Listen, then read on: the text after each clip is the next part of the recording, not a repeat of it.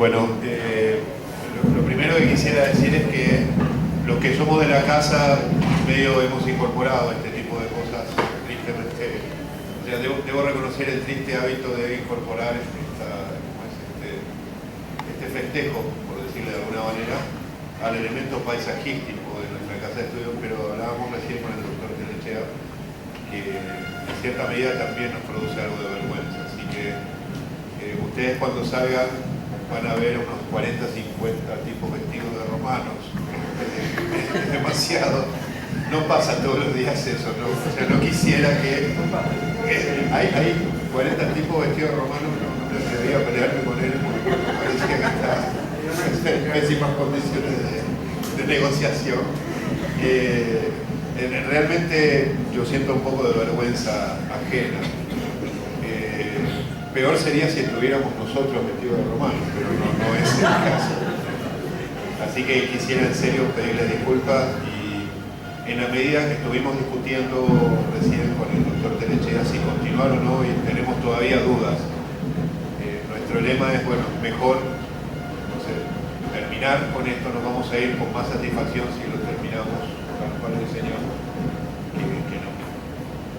Todavía seguimos, usted todavía tiene que hacer. Bueno, perfecto, entonces vamos a escuchar ahora al doctor Telechea con la última ponencia. Realmente no es casualidad que él esté en este momento.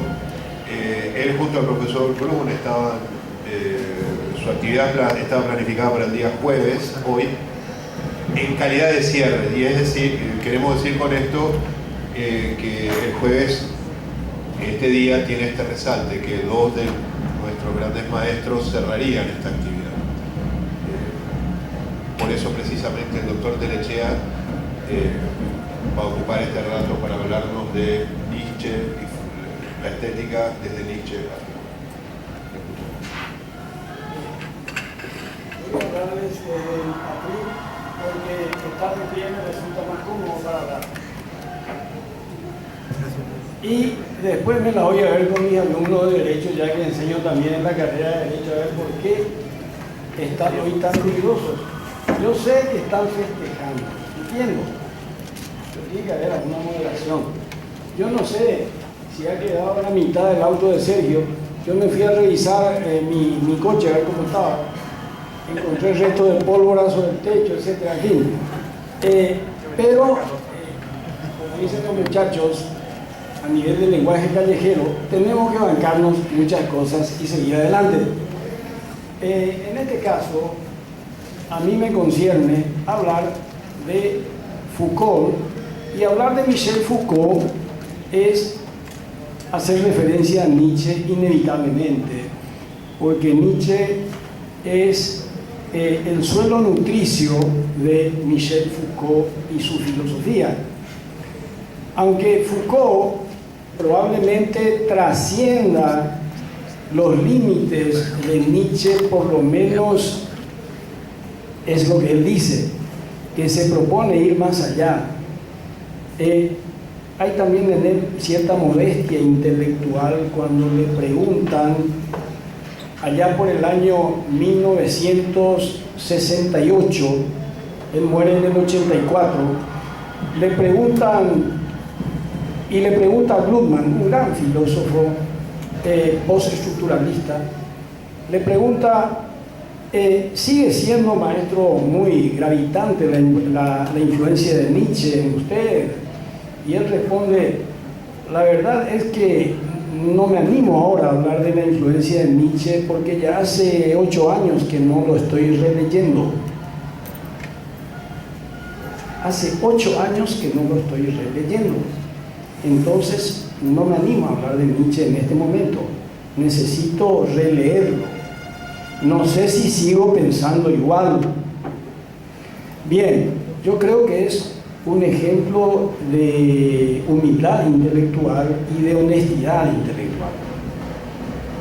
Para comenzar a hablar de Michel Foucault, en primer lugar tenemos que situarlo en el contexto de la filosofía francesa de su tiempo.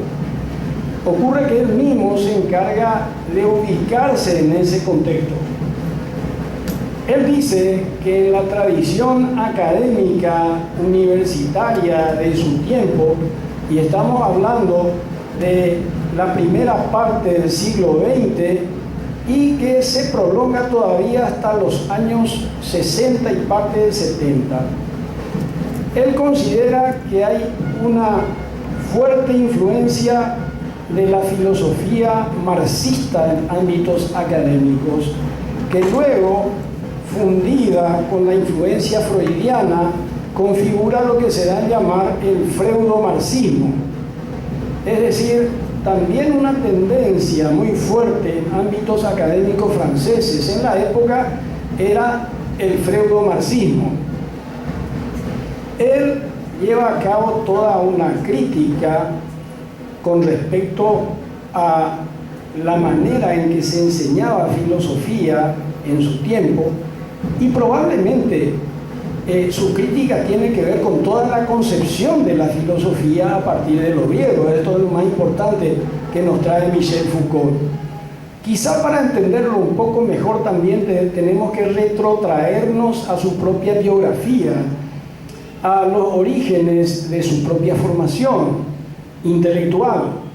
Tengamos en cuenta que nos encontramos frente a un filósofo que había nacido en Poitiers, que había estudiado filosofía, que fue licenciado en filosofía, luego hace estudios de psicología y un doctorado en psicopatología con el título de Historia de la locura en la época clásica. Dios mío, una tesis doctoral como esa, editada por Fondo de Cultura Económica en su traducción al español, un monumento de obra, probablemente muy vinculada a otra obra suya, que es El nacimiento de la clínica, que uno le da a los médicos para que lean y se vuelven locos. Bueno, Michel Foucault es un hombre que está obsesionado con el tema de la locura, sobre todo porque se percata que en gran medida Occidente se ha encargado de entronizar desde la filosofía la razón, a tal punto que ha sentido vergüenza de la sinrazón, ha sentido vergüenza de la locura, ha sentido, y en este contexto recuerda a Nietzsche, vergüenza de que el hombre tenga instintos, de que el hombre no solo sea racional, y esto entre comillas, porque también se va a cuestionar, sino que tenga un fuerte componente instintivo y racional.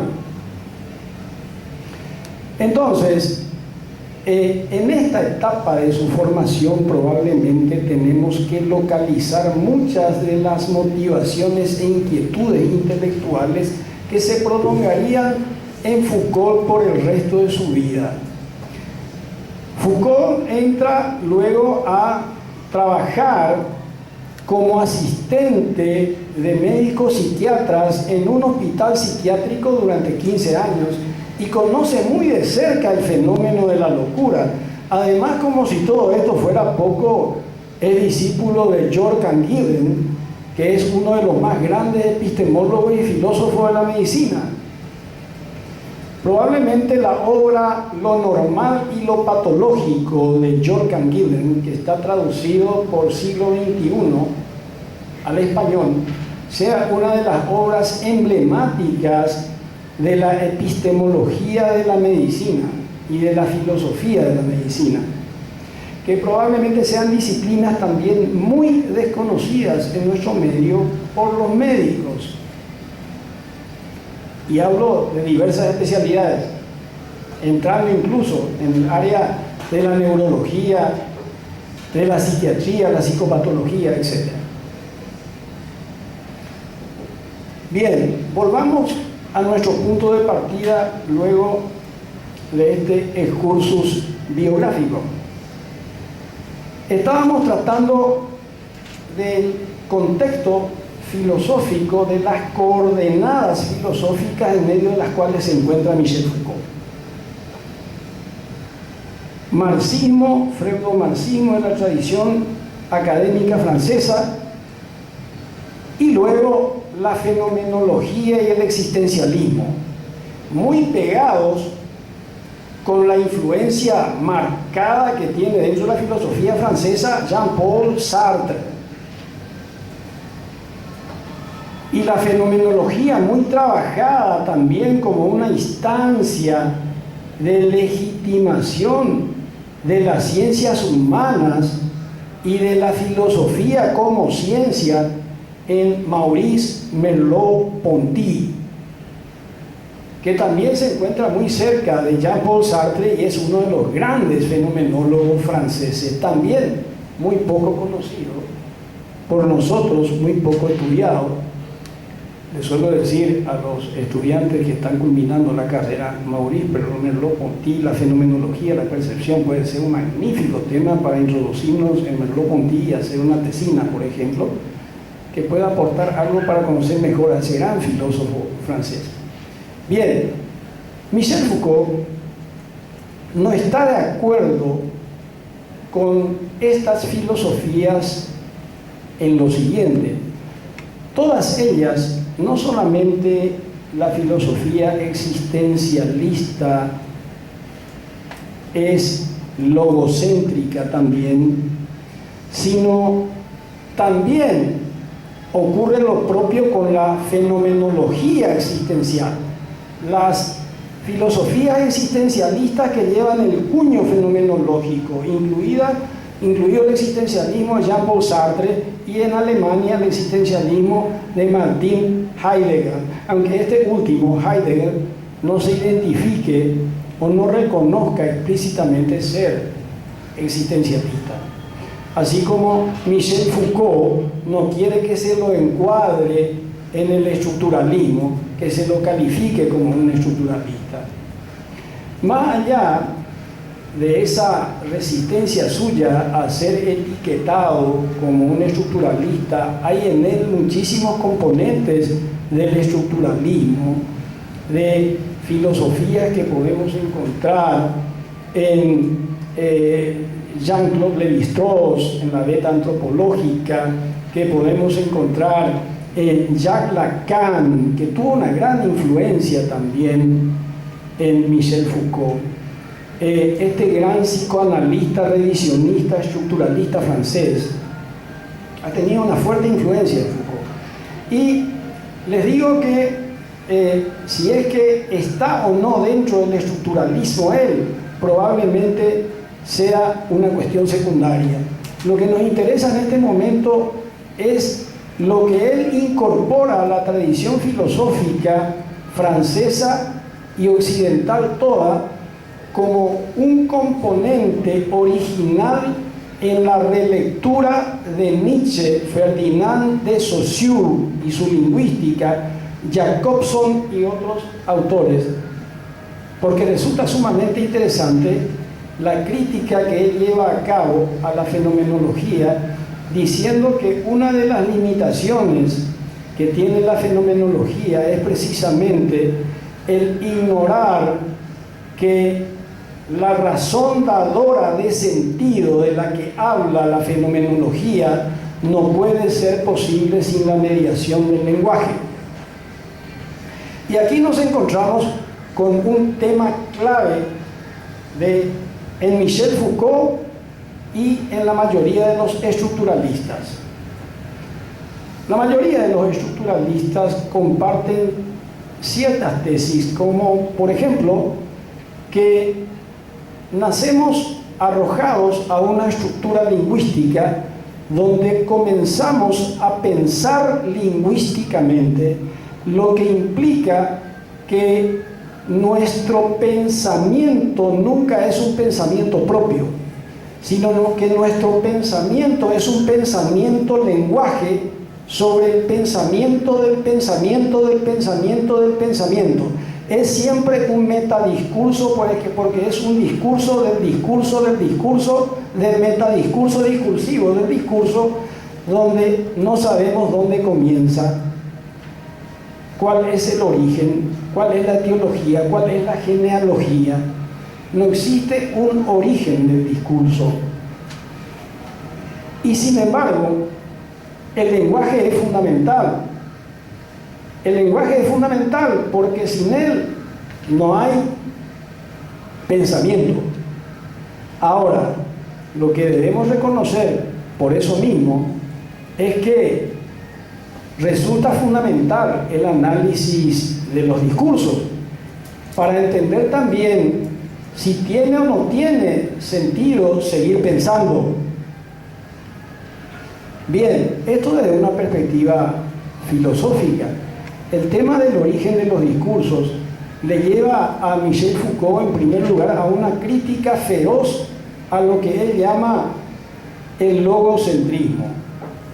En realidad, el estructuralismo todo y el postestructuralismo padecen de una suerte de logofobia que me parece muy bien fundamentada. Además, apasionante. Lo que llama logocentrismo Michel Foucault implica una vuelta a Nietzsche y una crítica a aquella filosofía que nace con los griegos como una entronización de la razón. Entiéndase que el logos es un término polisémico, logos, en griego. Polisemia del lenguaje significa un lenguaje, una palabra que tiene diversos significados. Logos en griego significa sentido, significa discurso, significa tratado o estudio, significa esencia. Es un término muy impregnante, un término cargado de significados.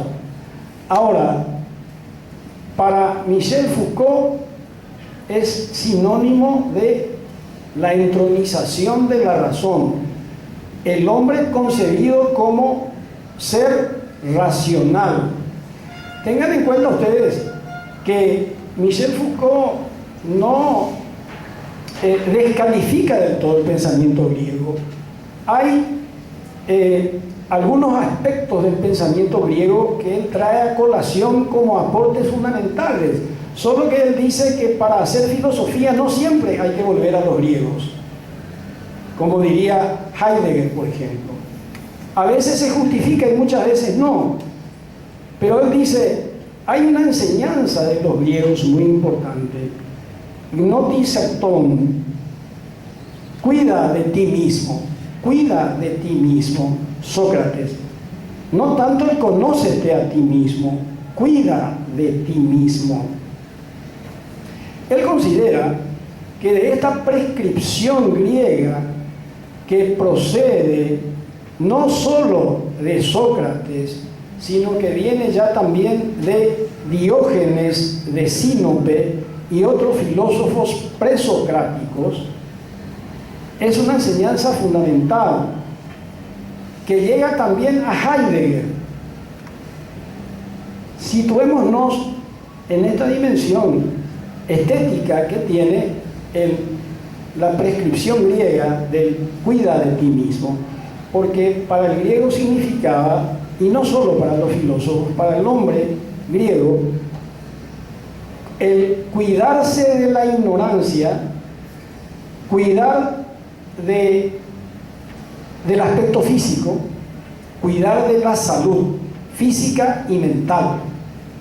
Cuando nosotros hablamos de mente sana, cuerpo sano, estamos hablando en términos griegos.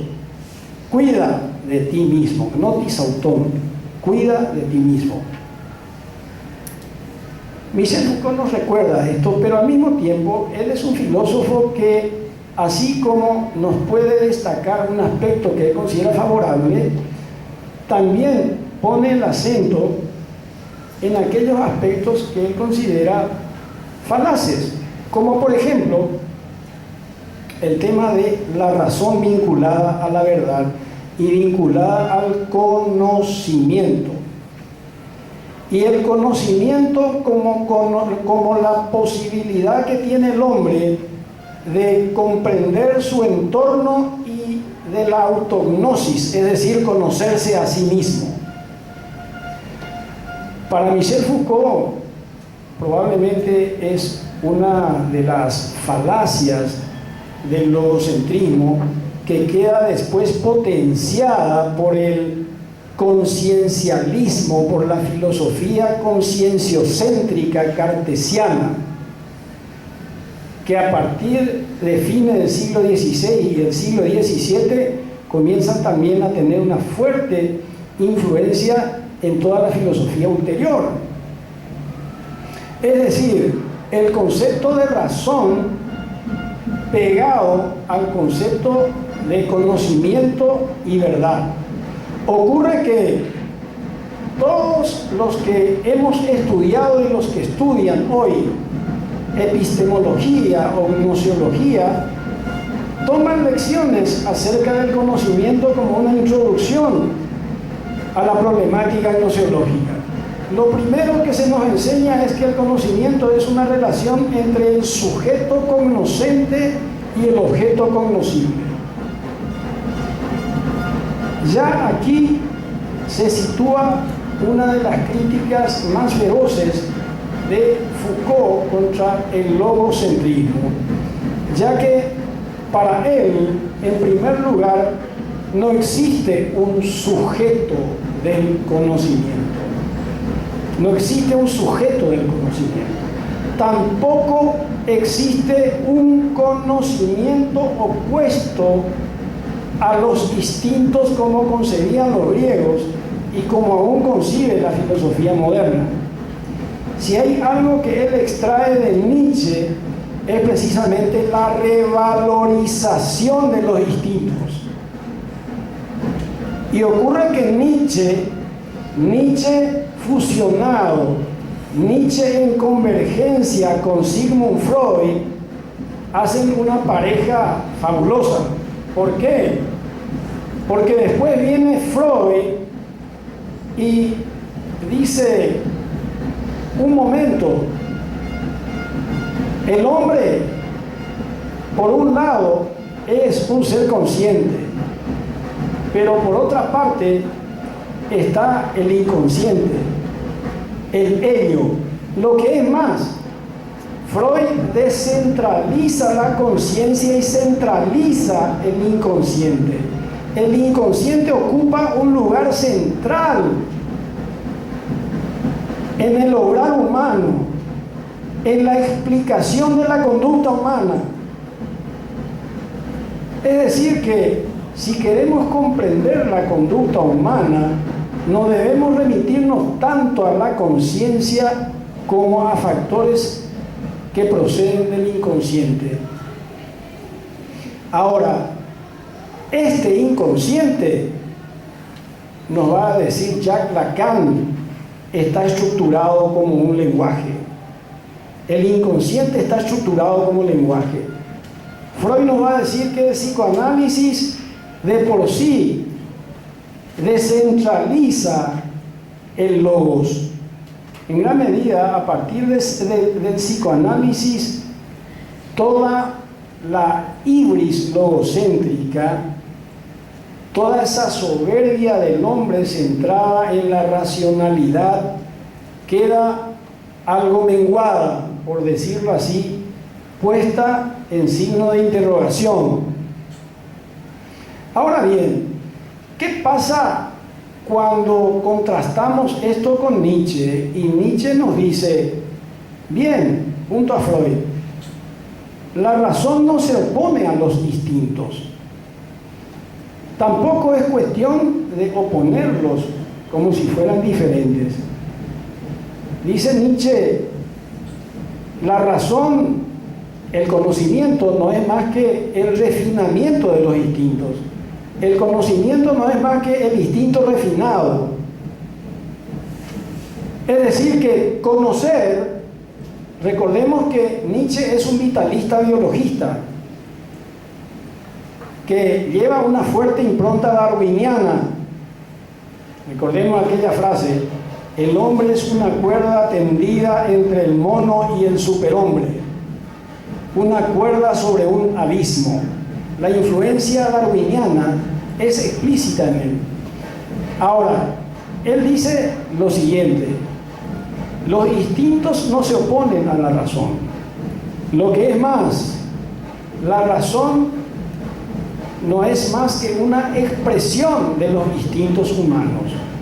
una dimensión vital, de manera que van juntos, no se oponen. Toda la filosofía tradicional ha puesto en colisión como antípodas la razón y los instintos. A partir de Nietzsche quedan, por así decirlas, como en un mismo plano. Lo que es más, el hombre es más instinto que razón. Reitero, esto lo toma Michel Foucault en punto de convergencia con la filosofía de Freud para apuntalar, para darle mayor solidez a su crítica al modelo logocéntrico. Ahora bien, el modelo logocéntrico, como ya les dije, también trae consigo un concepto del conocimiento donde el sujeto es una categoría central. Tengan en cuenta ustedes que esta categoría ha sido potenciada aún más por René Descartes, cuando Descartes dice: yo no soy más que un sujeto que piensa, una res cogitans. Es decir, la subjetividad queda radicalizada. Michel Foucault, en gran medida, lo que hace es disolver la subjetividad. Lo que hace es promover desde su filosofía una disolución del sujeto a través de una fuerte crítica al modelo logocéntrico de la filosofía. Y como nos daremos cuenta también, si es que la filosofía es un tipo de discurso más, para Michel Foucault es un tipo de discurso vinculado al poder. Si hay un concepto filosófico que es gravitante en Michel Foucault y que tiene como punto de partida Federico Nietzsche, es la voluntad de poder. La voluntad de poder en Nietzsche. Dice Michel Foucault que las epistemes en la historia, las epistemes, a ver, para comprender lo que Michel Foucault llama epistemes, podemos comparar con los paradigmas de Kuhn. Los paradigmas de Kuhn, Kuhn da diversos conceptos del paradigma. Dice que un paradigma es una visión del mundo, es un modelo teórico científico, es un conjunto de realizaciones científicas universalmente aceptadas que durante cierto tiempo proporciona modelos de problemas y soluciones a la comunidad científica. Nosotros vamos a vincular a la cosmovisión, a las concepciones, a las grandes concepciones del saber que se van implantando en las diversas etapas de la historia y que en gran medida las identifican, la constituyen. Entonces, él habla de la episteme griega, habla de la episteme medieval, de la episteme renacentista, de la episteme moderna, y habla de las diversas epistemes, cómo van apareciendo como formas de poder. Por ejemplo, cómo aparece la medicina en Grecia. Aparece como una forma de poder, y él habla de la medicina como el poder médico, el poder que da el saber, el poder que da el saber, el poder vinculado al conocimiento. ¿De qué manera ha aparecido la medicina como una forma de poder? Y cómo esta forma de poder médico ha ido desarrollándose históricamente hasta la aparición de la psicología y la psiquiatría. Y allí se entra de lleno, y Foucault lo hace, en la antinomia, cordura, locura, lo normal, lo patológico, etc. Más allá de esto, aparece al lado de la medicina una episteme fundamental que aparece allá en Roma con Ulpiano, Gallo, Papiniano, Triboniano, Justiniano y otros grandes juristas del derecho romano. El derecho. Y pone el acento Foucault en el derecho penal. Es decir, dice él, ¿cómo nos va a dar poder? ¿Cómo nos va a estar vinculado al poder un saber como la medicina que puede distinguir el individuo enfermo del individuo sano?